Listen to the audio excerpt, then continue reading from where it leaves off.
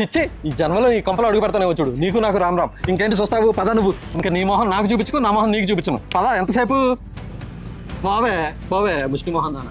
అయినా ఏంటండి మీరు అసలు ఆ పిచ్చి మాటలు ఆవిడ రోడ్డెక్కి మరి అసలు అయినా నువ్వేంటి ఆవిడ వెనకేసుకొచ్చేది? పద, నోరు మూసుకుని నువ్వు అసలు. దిగండి ముందర, మీరు అసలు దిగండి. ఏంటి ఇక్కడ ఆపి దిగమంటున్నావు? ఎందుకు ఆపి ఇక్కడ? చెప్తాను అసలు ఏంటండి మీరు సొంత అక్కే కదా, ఒక మాట అంటే తీసుకోలేరా? ఏముందో తెలియదు ఆవిడ. ఏమంటే ఏంటండి, అక్క అంటే తల్లి తర్వాత తల్లి లాంటిది, తల్లితో సమానం అంటారు. అన్న తండ్రి లాంటి వాడు అంటారు. ఏంటో ఈ మధ్య జనాలందరికీ ఇది ఒక ఫ్యాషన్ అయిపోయింది, తోడ పుట్టినోళ్ళని చెప్పుకోవడమే గానీ అంటే ఆవిడ నోటికి వచ్చినట్టు వాగచ్చా నా మీద?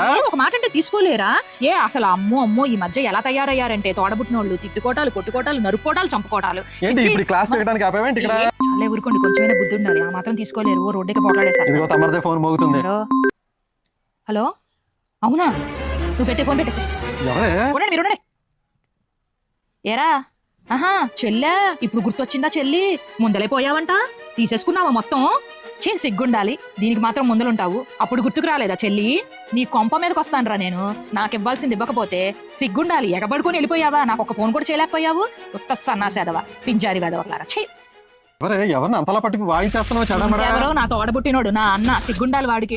మా అవ్వ పోయిందంట, నా కనీసం ఫోన్ కూడా చేసి చెప్పకుండా అక్కడికి వెళ్ళిపోయి, మా అవ్వ ఉంటే మీద బోళ్ళు బంగారం ఉందండి, మెళ్ళో గొలుసు, చేతికి గాజులు అన్ని ఉన్నాయి, అవన్నీ తీసేసుకున్నాడంట. అప్పుడు గుర్తుకు రాలేదా చెల్లి? నేనైతే ఊరుకోను. ఇంటి మీదకి వెళ్ళి పోట్లాడటమే కాదు, ముందలే చెప్తున్నా మీకు, పోలీస్ స్టేషన్ చుట్టైనా కోర్టులు చుట్టైనా తిరగాల్సిందే మీరు నాతో పాటు. ఇప్పుడేగా నా క్లాస్ పీకింది, అక్కంటే తల్లి అన్నంటే తండ్రి అని. దీని దాకా వచ్చేసరికి ఏమైపోయిందో మరి. హలో, మీరేమనుకుంటున్నారో నాకు తెలుసులే.